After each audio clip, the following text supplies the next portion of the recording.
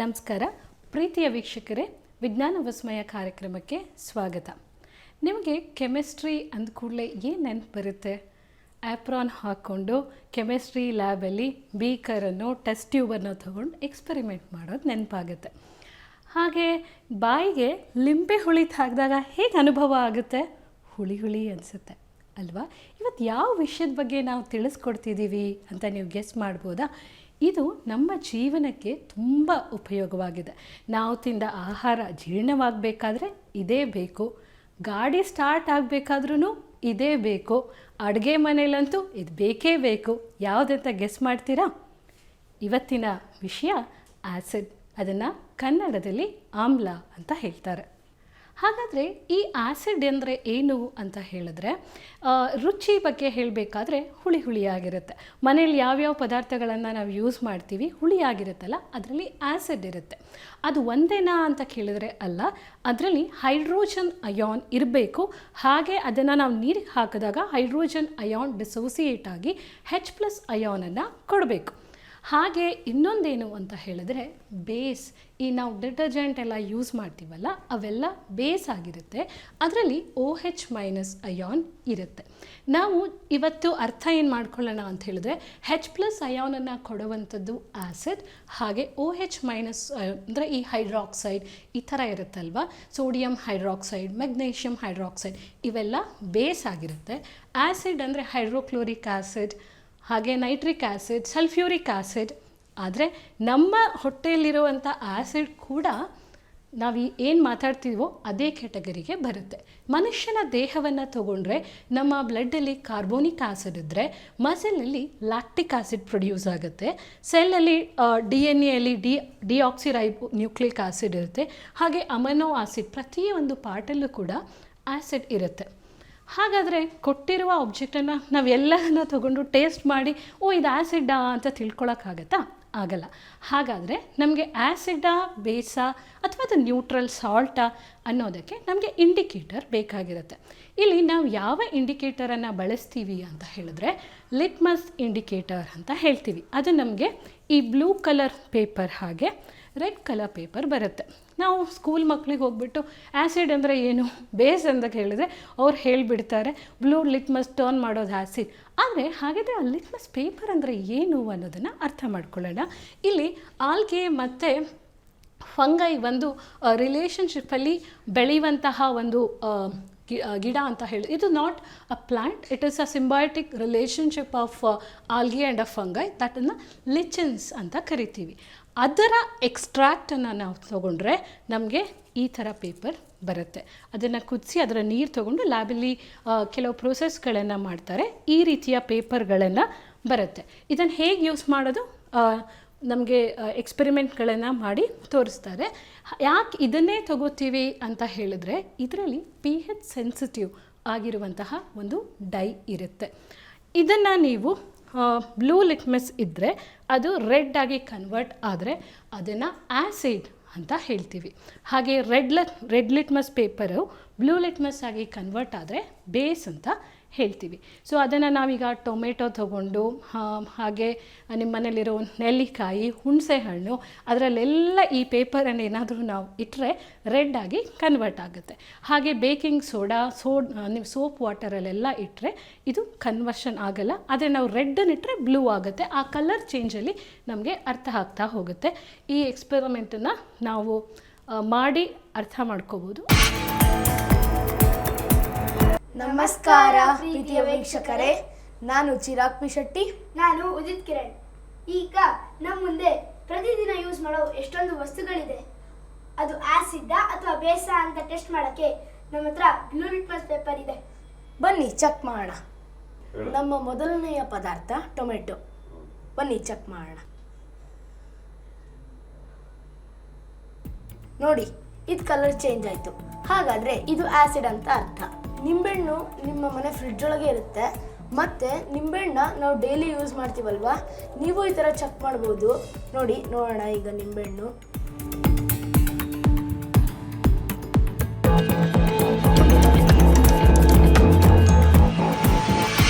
ಇದು red ಕಲರಾಗಿ change ಆಯಿತು.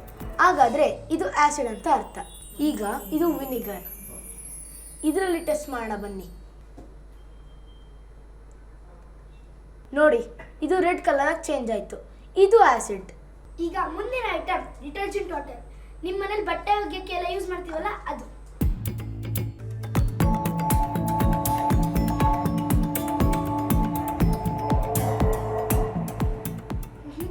ಇದು ಕಲರ್ ಚೇಂಜ್ ಆಗಲಿಲ್ಲ, ಹಾಗಾದ್ರೆ ಇದು ಆಸಿಡ್ ಅಲ್ಲ. ನೆಕ್ಸ್ಟ್ ಐಟಮ್ ಸುಣ್ಣದ ನೀರು. ಅದೇ ನಮ್ಮ ಅಜ್ಜಿ ಕೇಳಿ ಒಂದ್ ಸ್ವಲ್ಪ ಇಸ್ಕೊಂಡ್ ಬಂದಿದ್ದೀನಿ. ಎಲ್ಲಡಿಕೆಗೆ ಹಾಕೊಂತಾರಲ್ವಾ ಅದೇ. ನೋಡಲ್ವಾ?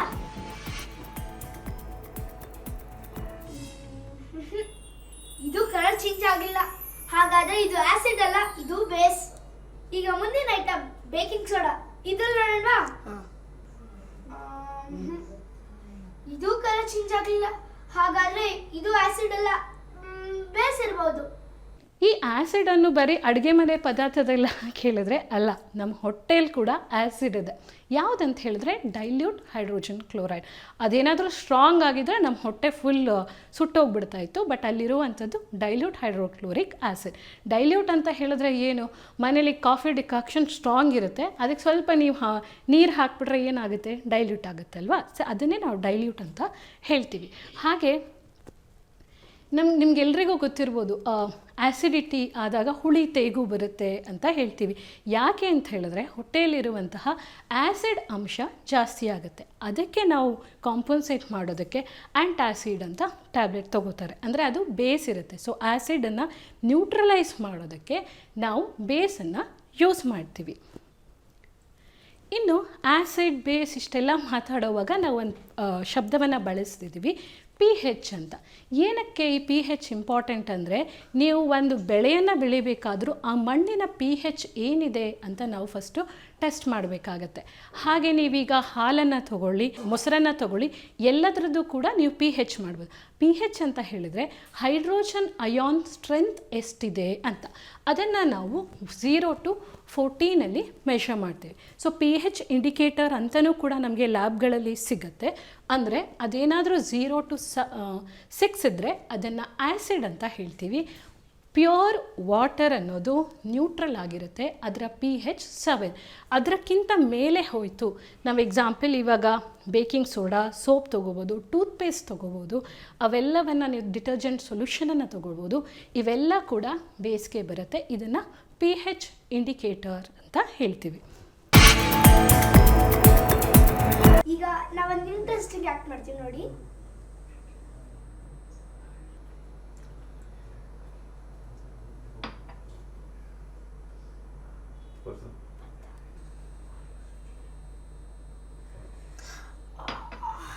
ಏನಾಯ್ತು? ರಕ್ತ. ಅಯ್ಯೋ, ರಕ್ತ ಬಂದ್ರೆ ಅಷ್ಟಾಗ್ತಿಲ್ಲ, ನಾನು ಹಾಕ್ತೀನಿ. ಅಯ್ಯೋ, ನೀನು ಸ್ವಲ್ಪ ನೀರಾದ್ರೂ ಹಾಕೋ. ಅಯ್ಯೋ, ರಕ್ತ ಅಯ್ಯೋ, ಇದೇನು ರಕ್ತ ಕಡಿಮೆ ಆಗೋ ಬದಲು ಜಾಸ್ತಿ ಆಯ್ತು. ಹೋಗಿ ಕೈ ತೊಳ್ಕೊ ಹೋಗು. ನೋಡಿ, ನಾನು ಕೈ ತೊಳ್ಕೊಂಡ್ ಬಂದೆ, ನನ್ನ ಕೈಗೆ ಏನೂ ಆಗ್ಲಿಲ್ಲ.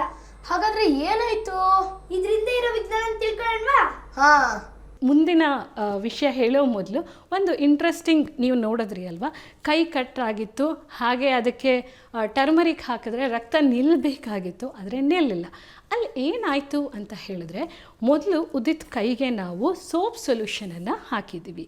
ಸೋಪ್ ಸೊಲ್ಯೂಷನ್ ಅನ್ನೋದು ಬೇಸ್ ಆಗಿರುತ್ತೆ. ಆಮೇಲೆ ಅದಕ್ಕೆ ಟರ್ಮರಿಕ್ಕನ್ನು ಹಾಕಿದ್ದೀವಿ. ಮನೆಯಲ್ಲಿ ಬಳಸುವಂತಹ ಅರಿಶಿನ ಇದೆ ಅಲ್ವಾ, ಅದು ಒಂದು ಇಂಡಿಕೇಟರ್. ಈಗ ನೀವು ಲಿಟ್ಮಸ್ ನಾವು ಲ್ಯಾಬ್ಗೆ ಹೋಗಿ ತರಬೇಕಲ್ಲ ಅಂತ ನೀವು ಅಂದ್ಕೋಬೇಡಿ. ಆದರೆ ಮನೆಯಲ್ಲಿರೋ ಅರಿಶಿನವನ್ನು ಬಳಸಿನೂ ಕೂಡ ನೀವು ಆ್ಯಸಿಡ್ ಬೇಸನ್ನು ಅರ್ಥ ಮಾಡ್ಬೋದು. ಇದೇನಾಗುತ್ತೆ, ಟರ್ಮರಿಕ್ ಇಂಡಿಕೇಟರ್ ಅನ್ನೋದು ನೀವು ಬೇಸಲ್ಲಿ ರೆಡ್ ಅಥವಾ ಬ್ರೌನ್ ಕಲರ್ ಆಗುತ್ತೆ, ಆದರೆ ಆ್ಯಸಿಡ್ ಕಂಡೀಷನಲ್ಲಿ ಎಲ್ಲೋನೇ ಇರುತ್ತೆ. ಈಗ ಸೋಪ್ ಸೊಲ್ಯೂಷನ್ ಹಾಕಿದ್ರು, ಒಂದು ಸ್ವಲ್ಪ ಟರ್ಮರಿಕ್ ಹಾಕಿದ್ರು, ಸ್ವಲ್ಪ ನಿಮಗೆ ರಕ್ತ ಕಾಣದಾಗೆ ಕಾಣಿಸ್ತು. ಟರ್ಮರಿಕನ್ನು ಮತ್ತು ಅರಿಶಿನವನ್ನು ಜಾಸ್ತಿ ಹಾಕಿದಾಗ ನಾನು ಹೇಳಿದ್ನಲ್ವ, ಸೋಪ್ ವಾಟರ್ ಬೇಸ್ ಆಗಿರೋದ್ರಿಂದ ನಿಮಗೆ ಅದು ಫುಲ್ ರೆಡ್ ಆಗಿ ಕಾಣಿಸ್ತು ಅಷ್ಟೇ. ಈಗ ನಮ್ಮ ಹತ್ರ ಇಲ್ಲಿ 2 ಗ್ಲಾಸ್ ಇದೆ. ಒಂದು ಗ್ಲಾಸಲ್ಲಿ ಸೋಪ್ ವಾಟರ್ ಇದೆ, ಇನ್ನೊಂದು ಗ್ಲಾಸಲ್ಲಿ ಅಷ್ಟೊಂದು ನೀರಿದೆ. ಇದೆರಡನ್ನು ಒಟ್ಟಿಗೆ ಆ್ಯಡ್ ಮಾಡಿದಾಗ ಯಾವ ಕಲರ್ ಬರುತ್ತೆ? ಬನ್ನಿ ನೋಡೋಣ. ವಾವ್, ರೆಡ್ ಕಲರ್ ಬಂತು. ಇದಕ್ಕೆ ಸ್ವಲ್ಪ ನಿಂಬೆಹಣ್ಣು ಹಿಂಡಣ್ವಾ?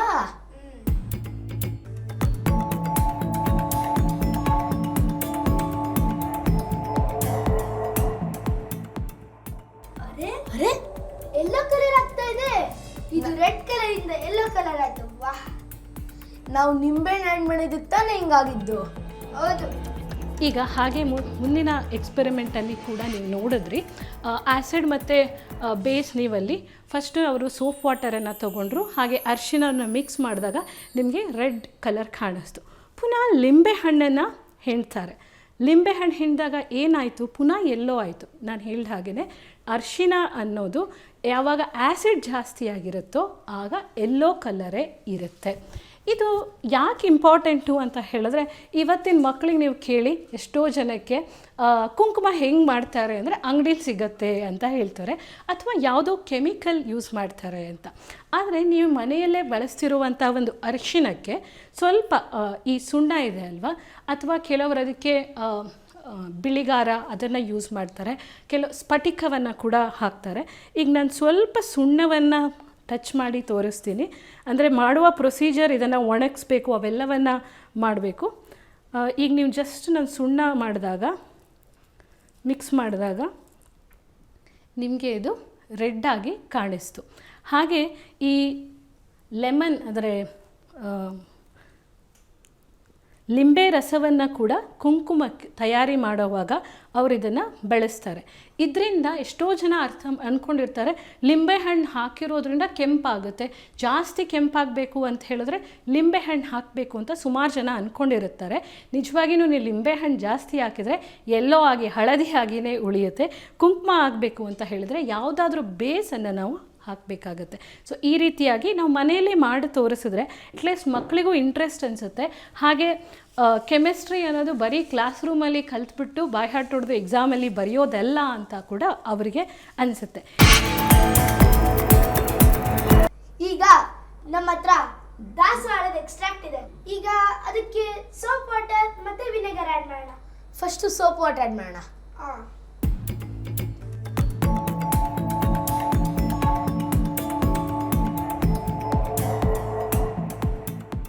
ವಾವ್, ಬ್ಲೂಯಿಶ್ ಕಲರ್ ಇದೆ.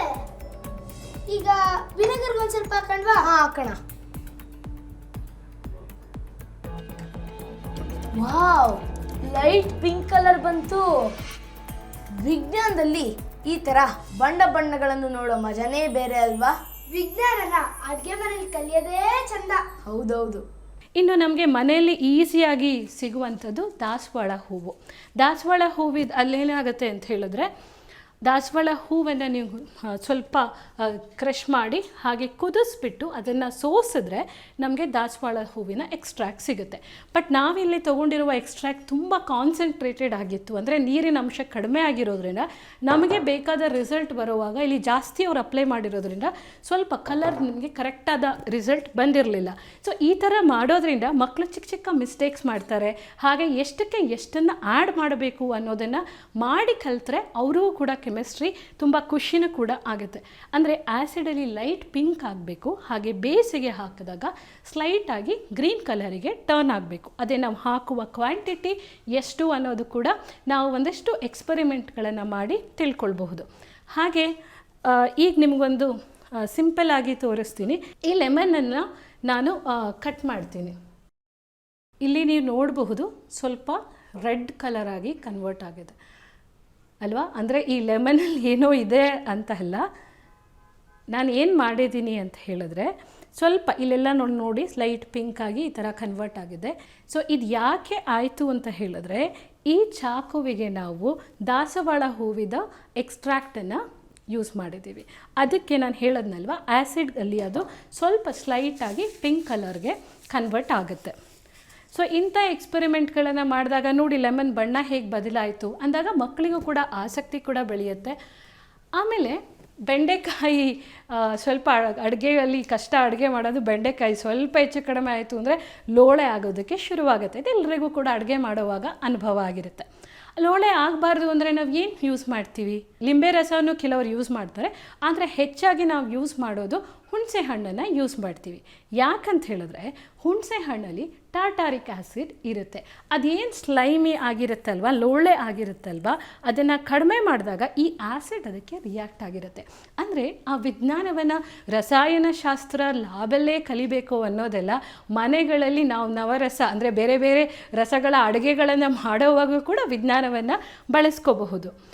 ಹಾಗೆ ಇನ್ನೊಂದು ಎಷ್ಟೋ ಜನಕ್ಕೆ ಕಷ್ಟ ಅಂತ ಹೇಳಿದ್ರೆ, ಈ ಈರುಳ್ಳಿ ಕಟ್ ಮಾಡಬೇಕಾದಾಗ ಕಣ್ಣಲ್ಲಿ ನೀರು ಬಂದುಬಿಡುತ್ತೆ ಅಲ್ವಾ. ಆದರೆ ಬರೀ ಕಣ್ಣೀರನ್ನು ನೀವು ಟೆಸ್ಟ್ ಮಾಡಿದ್ರೆ ಬೇಸಾಗಿರುತ್ತೆ.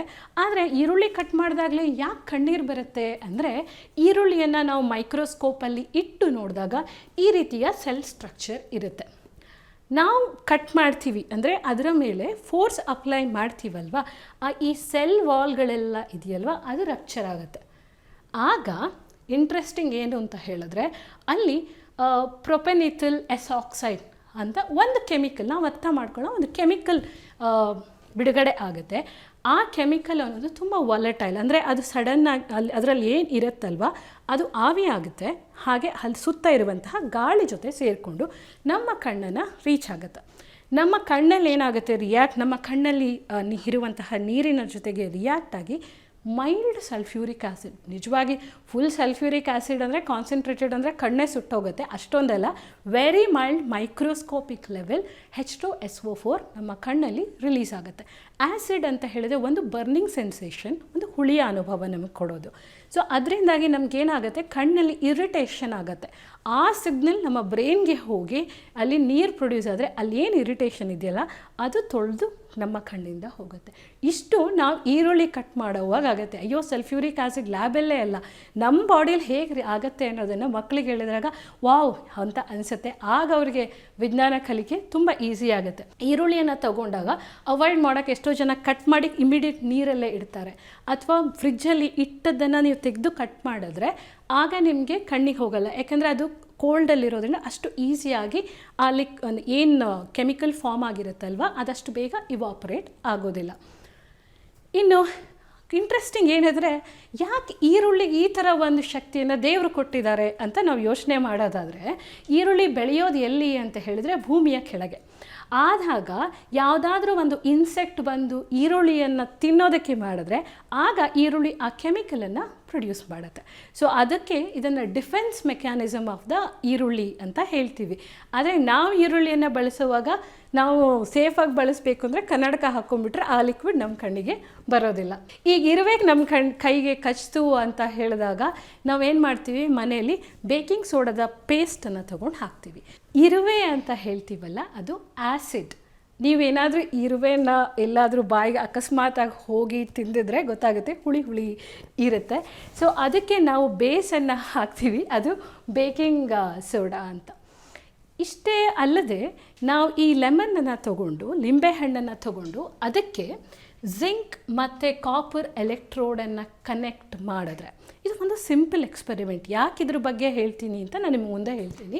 ಇದು ಮಾಡಿದ್ರೆ LED ಲೈಟನ್ನು ನೀವು ಗ್ಲೋ ಮಾಡೋಕ್ಕಾಗತ್ತೆ. ಇದಕ್ಕೆ ಬೇಕಾಗಿರೋದು ಲಿಂಬೆಹಣ್ಣನ್ನು ಮತ್ತು ಜಿಂಕ್ ಮತ್ತು ಕಾಪರ್ ಎಲೆಕ್ಟ್ರೋಡನ್ನು ನೀವು ಕನೆಕ್ಟ್ ಮಾಡಿ ಸೀರೀಸಲ್ಲಿ ಬ್ಯಾಟ್ರಿ ಥರ ಕನೆಕ್ಟ್ ಮಾಡಿದ್ರೆ LEDಯನ್ನು ಗ್ಲೋ ಮಾಡೋಕ್ಕಾಗುತ್ತೆ. ಹಾಗೆಯೇ ನೀವು ಪೊಟ್ಯಾಟೋದಲ್ಲೂ ಕೂಡ ಆಲೂಗಡ್ಡೆ ಬ್ಯಾಟ್ರಿಗಳನ್ನು ಮಾಡ್ಬೋದು. ಇದೇ ಕಾನ್ಸೆಪ್ಟನ್ನು ನಾವು ಬಳಸ್ತಾ ಇರುವ ವಾಹನಗಳಲ್ಲಿ ಬಳಸ್ತೀವಲ್ವ, ಲೆಡ್ ಆ್ಯಸಿಡ್ ಬ್ಯಾಟ್ರಿಗಳನ್ನು ನಾವು ಬಳಸ್ತೀವಲ್ಲ, ಅಲ್ಲಿ ಯೂಸ್ ಮಾಡುವ ಕಾನ್ಸೆಪ್ಟ್ಸ್ ಕೂಡ ಸೇಮೇ ಆಗಿರುತ್ತೆ.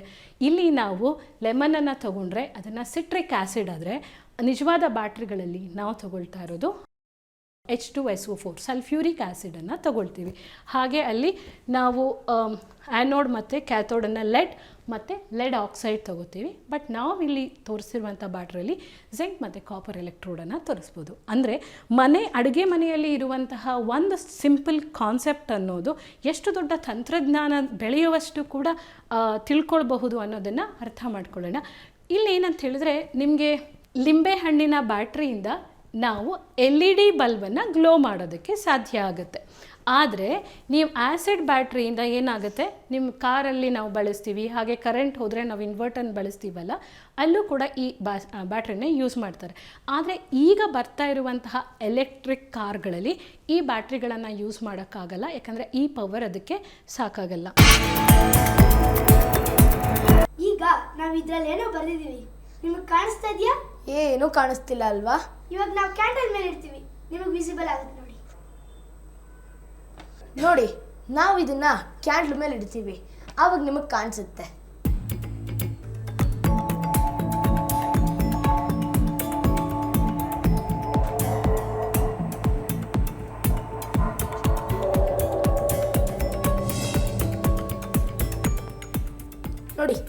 ನಿಮಗೆ ಕಾಣಿಸ್ತಿದ್ಯಾ? ವಿಜ್ಞಾನ ವಿಸ್ಮಯ. ಇದು ಹೇಗಾಯ್ತು ನಿಮ್ಗೆ ಗೊತ್ತಾ? ನಾವು ನಿಂಬೆ ಹಣ್ಣ ಹಿಂಡಿ ಆ ರಸದಿಂದ ಇದ್ರ ಮೇಲೆ ಬರ್ದಿರ್ತೀವಿ. ಅದು ಕ್ಯಾಂಡಲ್ ಮೇಲೆ ಇಟ್ಟಾಗ ಆ ಹಬೆಗೆ ಬಿಸಿ ಆಗಿ ವಿಸಿಬಲ್ ಆಗುತ್ತೆ. ಹೌದು. ಒಂದು ಎಕ್ಸ್ಪೆರಿಮೆಂಟಲ್ಲಿ ಒಂದು ಪೇಪರ್ ಮೇಲೆ ಲಿಂಬೆ ಹಣ್ಣಿನಿಂದ ಬರೆದಾದ್ಮೇಲೆ ಅದನ್ನು ಸ್ವಲ್ಪ ಹೊತ್ತು ನಾವು ಒಣಗಿಸಬೇಕು. ಒಣಗಿಸಿ ಆದಮೇಲೆ ಅದನ್ನು ಕ್ಯಾಂಡಲ್ ಮೇಲೋ ಅಥವಾ ಬೇರೆ ಯಾವುದೇ ಫ್ಲೇಮ್ ಮೇಲೆ ಅಥವಾ ನಿಮಗೆ ಲೈಟ್ ಮೇಲೆ ಇಟ್ಟರೂ ಕೂಡ ಆ ಬರ್ದಿರೋದು ಕಾಣಿಸುತ್ತೆ. ಆದರೆ ಹಿಂದೆ ಇರುವಂತಹ ವಿಜ್ಞಾನ ಏನು ಅಂತ ಹೇಳಿದ್ರೆ, ನಾವೀಗ ಮನೆಯಲ್ಲಿ ಬ್ರೆಡ್ ಟೋಸ್ಟ್ ಮಾಡ್ತಾ ಇದ್ದೀವಿ ಅಂತ ಹೇಳಿದ್ರೆ ಏನಾಗುತ್ತೆ? ಬ್ರೌನ್ ಕಲರ್ ಆಗುತ್ತೆ ಅಲ್ವಾ? ಸೊ ಅದೇ ಥರ ಅದನ್ನು ಚಾರಿಂಗ್ ಅಂತ ಹೇಳ್ತೀವಿ ಅಲ್ವಾ? ಸೊ ಅಲ್ಲೂ ಕೂಡ ನಿಮಗೆ ಇನ್ವಿಸಿಬಲ್ ಆಗಿರುತ್ತೆ. ನಾವು ಹೀಟ್ ಮಾಡಿದಾಗ ನಮಗೆ ಈ ಸಿಟ್ರಿಕ್ ಆ್ಯಸಿಡ್ ಅಂತ ಹೇಳ್ತೀವಿ, ಅದನ್ನು ನಾವು ಲಿಂಬೆಹಣ್ಣಿನ ರಸದಿಂದ ಬರೆದಾಗ ಅದರಲ್ಲಿರುವ ನೀರಿನ ಅಂಶ ಡ್ರೈ ಆಗಿ ಹೋಗುತ್ತೆ. ಉಳಿದಿರುವಂತಹ ಶುಗರ್ ಆಗಿರ್ಬೋದು, ಬೇರೆ ಎಲ್ಲ ಮಾಲಿಕ್ಯೂಲ್, ಕಾರ್ಬನ್ ರಿಲೇಟೆಡ್ ಮಾಲಿಕ್ಯೂಲ್ಸ್ ಇರುತ್ತೆ, ಕಂಪೌಂಡ್ಗಳಿರುತ್ತಲ್ವ, ಅವೆಲ್ಲವೂ ಕೂಡ ಆಕ್ಸಿಜನ್ ರೊಟ್ಟಿಗೆ ರಿಯಾಕ್ಟ್ ಆದಾಗ ಆಕ್ಸಿಡೇಷನ್ ರಿಯಾಕ್ಷನ್ ಆಗುತ್ತೆ. ಆದ್ದರಿಂದ ನಮಗೆ ಈ ಬ್ರೌನ್ ಕಲರ್ ಕಾಣಿಸುತ್ತೆ. ಅಥವಾ ನಾವು ಶುಗರನ್ನು ತಗೊಂಡು ಹೀಟ್ ಮಾಡಿದ್ರೂ ನಮಗೆ ಬ್ರೌನ್ ಕಾಣುತ್ತೆ. ಅದೇ ಕಾನ್ಸೆಪ್ಟನ್ನೇ ಕೂಡ ನಾವು ಇಲ್ಲಿ ಯೂಸ್ ಮಾಡಬಹುದು. ಈಗ ಇನ್ನೊಂದು ಎಕ್ಸ್ಪೆರಿಮೆಂಟ್ ನೋಡಲ್ವಾ? ಇಲ್ಲಿ 2 ಗ್ಲಾಸ್ ಇದೆ. ಒಂದರಲ್ಲಿ ತಣ್ಣನೆಯ ನೀರು, ಇನ್ನೊಂದರಲ್ಲಿ ವಿನೆಗರ್ ಇದೆ. ಈಗ ನಮ್ಮ ಕೈಯಲ್ಲಿ ಚಾಕ್ ಪೀಸ್ಗಳಿದೆ. ಯಾವುದರಲ್ಲಿ ಚಾಕ್ ಪೀಸ್ ಹಾಕಿದ್ರೆ ಬೇಗ ಡಿಸಾಲ್ವ್ ಆಗುತ್ತೆ ನೋಡೋಣವಾ? ನೋಡಿ ನೋಡಿ, ವಿನೆಗರ್ ಅಲ್ಲಿ ಬೇಗ ಡಿಸಾಲ್ವ್ ಆಗ್ತಿದೆ, ಬರ್ತಾ ಇದೆ. ಮತ್ತೆ ಪಸ್ ಅಂತ ಅದು ಕಾರ್ಬನ್ ಡೈಆಕ್ಸೈಡ್ ನ ರಿಲೀಸ್ ಮಾಡ್ತಾ ಇದೆ. ಆದ್ರೆ ನೀರಲ್ಲಿ ನಿಧಾನಕ್ಕೆ ಡಿಸಾಲ್ವ್ ಹೌದು. ಮತ್ತೆ ಅದು ಕೂಡ ಪಸ್ ಅಂತ ಬರ್ತಿದೆ ನೋಡಿ. ವಿನೆಗರ್ ಮತ್ತು ವಾಟರನ್ನು ತಗೊಂಡು ಚಾಕ್ ಪೀಸನ್ನು ಹಾಕಿದರು. ಇಲ್ಲಿ ನಿಮಗೆ ಅಷ್ಟು ಕ್ಲಿಯರ್ ಆದ, ನಮ್ಮ ಎಕ್ಸ್ಪೆರಿಮೆಂಟಲ್ಲಿ ಅಷ್ಟು ಕ್ಲಿಯರ್ ಆಗಿ ಸಿಕ್ಕಿಲ್ಲ. ಅಂದರೆ ಯಾಕೆಂದರೆ ನಾವು ಬಳಸಿರುವಂತಹ ಚಾಕ್ ಪ್ಯೂರ್ ಕ್ಯಾಲ್ಶಿಯಂ ಕಾರ್ಬನೇಟ್ ಅಲ್ಲದೆ ಇರ್ಬೋದು, ಅಥವಾ ನಾವು ಬಳಸಿರುವಂತಹ ವಿನೆಗರ್ ಏನಿರುತ್ತಲ್ವ ಅದು ಎಷ್ಟು ಸ್ಟ್ರಾಂಗ್ ಅನ್ನೋದು, ವಿನೆಗರ್ ಅಂತ ಹೇಳಿದ್ರೆ ಆ್ಯಸಿಟಿಕ್ ಆ್ಯಸಿಡ್, ಅದು ಎಷ್ಟು ಸ್ಟ್ರಾಂಗ್ ಅನ್ನೋದ್ರ ಮೇಲೆ ಕೂಡ ನಿಮಗೆ ರಿಸಲ್ಟ್ ಡಿಪೆಂಡ್ ಆಗುತ್ತೆ. ಆದರೆ ನಿಮಗೆ ಆ್ಯಕ್ಚುಲಿ ಏನಾಗಬೇಕು ಅಂದರೆ ಇಲ್ಲಿ ಒಂದಿಷ್ಟು ಬಬಲ್ ಫಾರ್ಮೇಷನ್ ಆಗುತ್ತೆ ಅಂತ ಹೇಳಿದ್ರೆ ಕಾರ್ಬನ್ ಡೈಆಕ್ಸೈಡ್ ರಿಲೀಸ್ ಆಗುತ್ತೆ. ಹಾಗೆ ಆ ಚಾಕ್ ಅನ್ನೋದು ಸ್ಮಾಲ್ ಆಗ್ತಾ ಕರಗ್ತಾ ಹೋಗುತ್ತೆ. ಈ ಎಕ್ಸ್ಪೆರಿಮೆಂಟನ್ನು ಯಾಕೆ ತೋರಿಸಿದ್ವಿ ಅಂದರೆ, ಈ ಕಾನ್ಸೆಪ್ಟನ್ನು ನೀವು ಎಲ್ಲರೂ ಮನೆಯಲ್ಲಿ ಬಳಸ್ತೀವಿ. ಎಲ್ಲಿ ಬಳಸ್ತೀವಪ್ಪ ಅಂತ ಹೇಳಿದ್ರೆ, ಮನೆಯಲ್ಲಿ ಲೈಮ್ ಸ್ಕೇಲ್ ಆಗೋದು ಅಂದರೆ ನೀವು ಬಳಸಿರುವ ವಾಷಿಂಗ್ ಮಿಷಿನಲ್ಲಾಗಿರ್ಬೋದು, ಪೈಪಲ್ಲಾಗಿರ್ಬೋದು, ಎಸ್ಪೆಷಲಿ ಗೀಝರಲ್ಲಿ ಯಾರ್ಯಾರು ಹಾರ್ಡ್ ವಾಟರ್ ಬಳಸ್ತಾ ಇದ್ದೀರೋ, ಹಾರ್ಡ್ ವಾಟರ್ ಅಂದರೆ ಅದರಲ್ಲಿ ಕ್ಯಾಲ್ಶಿಯಂ ಮತ್ತು ಮೆಗ್ನೀಷಿಯಮ್ ಲವಣಗಳಿರುತ್ತೆ. ಅದನ್ನು ಯಾರು ಬಳಸ್ತಿರ್ತೀರಲ್ವ, ನೀವು ಒಂದು ಸ್ವಲ್ಪ ನೀರನ್ನು ತಗೊಂಡು ಕುದಿಸಿ ನೋಡಿದ್ರೆ ಆ ಲವಣಗಳು ಹಾಗೆ ಸಿಗುತ್ತೆ. ಅದನ್ನು ನೀವು ಈ ಥರ ಲೈಮ್ ಸ್ಕೇಲ್ ಆಗಿದೆ ಅಂತ ಹೇಳಿದ್ರೆ ಅದನ್ನು ಕ್ಲೀನ್ ಮಾಡಬೇಕು ಅಂದರೆ ನಾವು ಮನೇಲಿ ಏನು ಯೂಸ್ ಮಾಡ್ತೀವಿ? ವಿನೆಗರನ್ನು ಅಥವಾ ಲೈಮ್, ಈ ಸಿಟ್ರಿಕ್ ಆ್ಯಸಿಡ್ ಅಂದರೆ ಲೆಮನನ್ನು ಯೂಸ್ ಮಾಡ್ತೀವಿ. ಯಾಕೆ ಅಂತ ಹೇಳಿದರೆ, ಹೇಗೆ ಆ ಚಾಕನ್ನು ಡಿಸಾಲ್ವ್ ಆಗುತ್ತೋ ಇದರಲ್ಲಿ ಫಾರ್ಮೇಷನ್ ಆಗಿರುವ ಈ ಲೈಮ್ ಏನಿದೆಯಲ್ವ ಅದು ಕೂಡ ಡಿಸಾಲ್ವ್ ಆಗುತ್ತೆ. ಅಂದರೆ ಒಂದು ಕೆಮಿಸ್ಟ್ರಿಯ ಕಾನ್ಸೆಪ್ಟ್ ಅನ್ನೋದನ್ನು ಹೇಗೆ ನಾವು ದಿನನಿತ್ಯದಲ್ಲಿ ಬಳಸ್ತಾ ಇದ್ದೀವಿ ಅನ್ನೋದನ್ನು ಅರ್ಥ ಮಾಡ್ಕೊಳ್ಬೇಕು. ಇನ್ನೇನೆಂದರೆ, ಈಗ ನೀವು ತಾಜ್ ಮಹಲನ್ನು ತೊಗೊಂಡ್ರೆ ಇದು one form of a calcium carbonate, ಅಂದರೆ ಅದನ್ನು ಮಾರ್ಬಲಿಂದ ಮಾಡಿದ್ದಾರೆ. ಬಟ್ ನಾವೇನು ಮಾತಾಡ್ತಾ ಇದ್ದೀವಿ ಇವೆಲ್ಲ ಕೂಡ ಲೈಮ್ ಸ್ಟೋನ್ ಆಗಿರುತ್ತೆ. ನೀವೆಲ್ಲರೂ ಕೂಡ ಆ್ಯಸಿಡ್ ರೀನ್ ಬಗ್ಗೆ ಕೇಳಿರ್ಬೋದು. ಅಂದರೆ ಈ ಇಂಡಸ್ಟ್ರಿಯಲ್ಲಿ ರಿಲೀಸ್ ಆಗುವಂತಹ ಸಲ್ಫರ್ ಡೈಆಕ್ಸೈಡ್ ಅಥವಾ ನೈಟ್ರೋಜನ್ ಡೈಆಕ್ಸೈಡ್ ಇದು ಮಳೆ ನೀರಿನೊಂದಿಗೆ ಸೇರಿಬಿಟ್ಟು ನೈಟ್ರಿಕ್ ಆ್ಯಸಿಡ್ ಅಥವಾ ಸಲ್ಫ್ಯೂರಿಕ್ ಆ್ಯಸಿಡ್ ಆಗುತ್ತೆ. ಇದು ಈ ಏನು ಮಾರ್ಬಲಿಂದ ಮಾಡಿರ್ತದೆ, ಯಾಕಂದರೆ ಇದು ಕೂಡ ಕ್ಯಾಲ್ಶಿಯಂ ಕಾರ್ಬೋನೇಟ್ ಆಗಿರೋದ್ರಿಂದ ಅದರ ಮೇಲೆ ರಿಯಾಕ್ಟ್ ಆಗಿ ಈ ಸ್ವಲ್ಪ ಈ ಅಂಶಗಳೆಲ್ಲ ಏನೇನು ಡಿಸೈನ್ ಇದೆ ಸ್ವಲ್ಪ ಕರಗುವ ಚಾನ್ಸಸ್ ಕೂಡ ಇರುತ್ತೆ. ಈಗ ಆ್ಯಸಿಡ್ ರೈನ್ ಬಗ್ಗೆ ನಾವು ಅರ್ಥ ಮಾಡ್ಕೊಳ್ಳೋವಾಗ ನಾರ್ಮಲ್ ಆಗಿ ನಾವು ಮೊದಲೇ ನಿಮಗೆ ಹೇಳಿದೆ pH ಎಷ್ಟು ಇರಬೇಕು ಅಂತ ಹೇಳಿದ್ವಿ. ಆ್ಯಸಿಡ್ ಅಂತ ಹೇಳಿದ್ರೆ ಬಿಲೋ 7 ಇರಬೇಕು. ನಾರ್ಮಲ್ ಆದ ಮಳೆ ನೀರಲ್ಲಿ ನಿಮಗೆ ಹೆಚ್ಚಾಗಿ pH 5.6 ಇರುತ್ತೆ. ಆ್ಯಸಿಡ್ ಅಂಶ ನೀರಲ್ಲಿ ಏನಾದರೂ ಜಾಸ್ತಿ ಆಯಿತು, ಮಳೆ ನೀರಲ್ಲಿ ಜಾಸ್ತಿ ಆಯಿತು ಅಂದರೆ ಅದನ್ನು ಆ್ಯಸಿಡ್ ರೈನ್ ಅಂತಾರೆ. ಅದು 4.0 4.5. ಇದರಿಂದ ನಮ್ಮ ಸಸ್ಯಗಳಿಗೂ ಪ್ರಾಬ್ಲಮ್, ಹಾಗೆ ಕೂಡ ಎಕ್ವಾಟಿಕ್ ಎನಿಮಲ್ಸ್ಗಳೆಲ್ಲ ಏನಿರುತ್ತಲ್ಲ ಅದರ ಮೇಲೂ ಕೂಡ ಎಫೆಕ್ಟ್ ಬರುತ್ತೆ. ಅಂದರೆ ಈ ಆ್ಯಸಿಡನ್ನು ಮಕ್ಕಳಿಗೆ ಕಲಿಸ್ತಾ ಸ್ವಲ್ಪ ಪರಿಸರ ಪ್ರಜ್ಞೆಯನ್ನು ಕೂಡ ನಾವು ಬೆಳೆಸಬಹುದು ಅಂತ ಅರ್ಥ ಮಾಡ್ಕೊಳ್ಬೋದು. ವೀಕ್ಷಕರೇ, ಆ್ಯಸಿಡನ್ನು ಕೇವಲ ಕೆಮಿಸ್ಟ್ರಿ ಲ್ಯಾಬಲ್ಲೆಲ್ಲ ಅಡುಗೆ ಮನೆಯಲ್ಲೂ ಕೂಡ ಹೇಗೆ ಅರ್ಥ ಮಾಡ್ಕೊಳ್ಬಹುದು ಅನ್ನೋದನ್ನು ನಾವು ನಿಮಗೆ ತಿಳಿಸ್ಕೊಟ್ಟಿದ್ದೀವಿ. ಮುಂದಿನ ಸಂಚಿಕೆಯಲ್ಲಿ ಮತ್ತಷ್ಟು ಕುತೂಹಲ ವಿಚಾರಗಳೊಂದಿಗೆ ಭೇಟಿಯಾಗೋಣ. ನಮಸ್ಕಾರ.